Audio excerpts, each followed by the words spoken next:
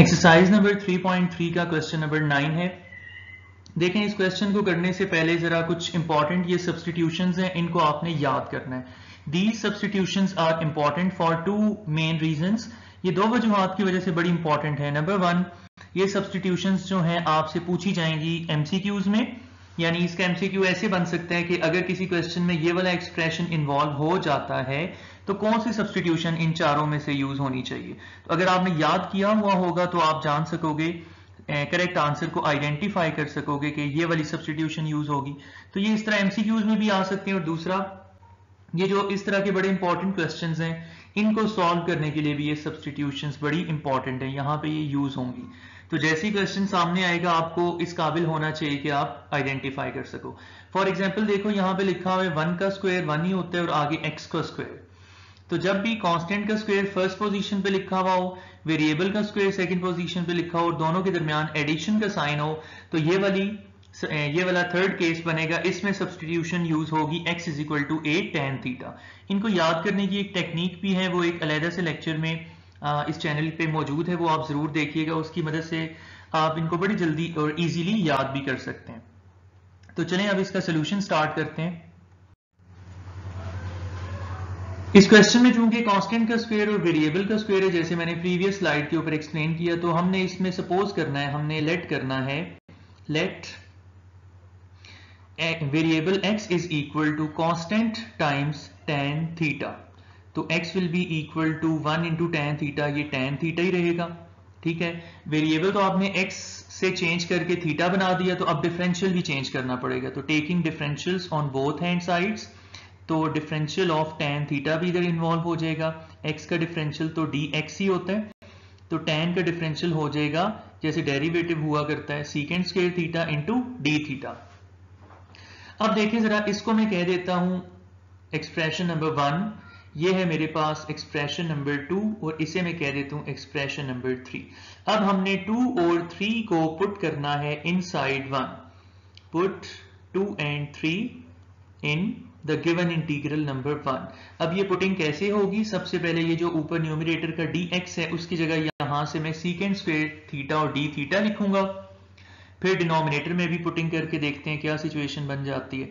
ऊपर मैंने बताया कि आ गया मेरे पास second square theta multiplied by D theta whole divided by, नीचे आप जरा देखें कि ब्रैकेट है 1 है और x was equal to tan theta. तो अगर x का स्क्वायर लिया जाए तो x will be equal to tan square theta. तो x स्क्वायर थीटा की जगह मेरे पास ब्रैकेट के अंदर आ जाएगा tan स्क्वायर थीटा, और ब्रैकेट के बाय होल पावर थी 3/2। तो ये सारी पुटिंग हमने कर दी। अब इसके बाद आप जरा देखें, एक फॉर्मूला रिकॉल करें, पैथागोरियन आइडेंटिटी, ट्रिगोनोमेट्रिक आइडेंटिटी एक आपने याद की हुई है कि 1 plus tan square theta is equal to secant square theta. Secant square theta हमने पुट कर दिया, रिप्लेसमेंट लगा दी यहाँ पे, बाय पावर आ गई 3/2। अब ये जो पावर 2 है वो इस स्क्वायर के साथ कैंसिल हो जाएगी, और नेक्स्ट स्टेप में सीकेंट के ऊपर क्यूब आ जाएगा। ऊपर है सीकेंड square theta D theta divided by, नीचे मैंने बताया कि ऊपर पावर 3 बच गई थी सीकेंड थीटा। अब सीकेंड की नीचे 3 पावर्स हैं, ऊपर 2 हैं, तो ऊपर वाली सारी 2 की 2 पूरी पावर्स नीचे 3 में से 2 के साथ कैंसिल होंगी, सच दैट डिनोमिनेटर के पास सिंगल सीकेंड थीटा बाकी रह जाएगा। तो बाकी पोर्शन हम इधर ऊपर लिख लेते हैं राइट साइड पे, sine of integration d theta, और नीचे हमारे पास बच गया सीकेंड थीटा। अब आप जानते हैं secant theta is reciprocal of cos theta, तो 1 over secant theta will be replaced by cos theta, और कॉस थीटा की इंटीग्रेशन होती है plus sine theta plus constant of integration. ये याद रखने का तरीका है, आप जरा देखें कि d by d theta of sine theta is equal to cos theta. तो कॉस थीटा की इंटीग्रेशन चाहिए, तो इसको आप दोनों साइडों से इंटीग्रेट करवा दें, ये डेरिवेटिव इंटीग्रेशन कैंसिल, तो कॉस थीटा की इंटीग्रेशन आ जाती है साइन थीटा। अब आप जरा यहां एक बड़ा इंपॉर्टेंट पॉइंट है कि गिवन क्वेश्चन का वेरिएबल कौन था? x, यानी गिवन क्वेश्चन को विद रिस्पेक्ट टू x आपने इंटीग्रेट करके दिखाना था, बट आपके आंसर में थीटा आ चुका है। तो ये जो शुरू में आपने स्टार्टिंग में रिप्लेसमेंट लगाई थी x is equal to tan theta वाली, उसको आपने सब्स्टिट्यूशन को अनडू करना है, उसको वापस लेके आना है। तो थीटा को वापस रिप्लेस करना है x की किसी वैल्यू के साथ। तो इसको थोड़ी देर के लिए यहाँ पे हम रोक देते हैं, इसे हम कह देते हैं एक्सप्रेशन नंबर 4। अब हम थोड़ी सी वर्किंग करते हैं। एज वी नो दैट हमने सब्सटीट्यूशन लगाई थी x is equal to tan theta, ठीक है, और tan थीटा किसके इक्वल होता है? Perpendicular divided by base. तो पता चला perpendicular is equal to x and base is equal to 1। अब हम एक ऐसी राइट एंगल ट्राइंगल ड्रॉ करेंगे कि जिसकी बेस वैल्यू 1 होगी। अगर ये एंगल थीटा है तो बेस वैल्यू 1 है और परपेंडिकुलर x है। तो अब हम हाइपोटेन्यूज कैलकुलेट करते हैं। आप जानते हैं हाइपोटेन्यूज का स्क्वायर इक्वल होता है बेस का स्क्वायर प्लस परपेंडिकुलर का स्क्वायर। तो यहां से हाइपोटेन्यूज के ऊपर जो स्क्वायर है उसको खत्म करने के लिए आप स्क्वायर रूट ले लें दोनों साइड्स का।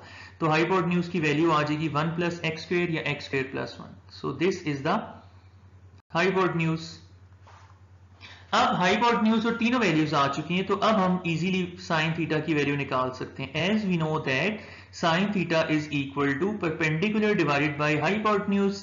तो परपेंडिकुलर की वैल्यू है आपके पास x और हाइपोटेन्यूज की वैल्यू हमने कैलकुलेट की हुई है square root of 1 plus x का स्क्वायर। तो इसको हम कह देते हैं एक्सप्रेशन या equation number 5।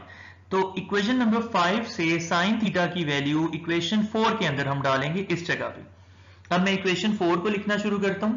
Sign theta will be replaced by, I am sorry यहां पे थीटा नहीं था, यहां पे x था। Sine theta will be replaced by x divided by square root of 1 plus x square, और साथ में ये वाला कांस्टेंट ऑफ इंटीग्रेशन भी आ जाएगा। अब चूंकि आंसर x में आ चुका है, देयरफॉर दिस इज द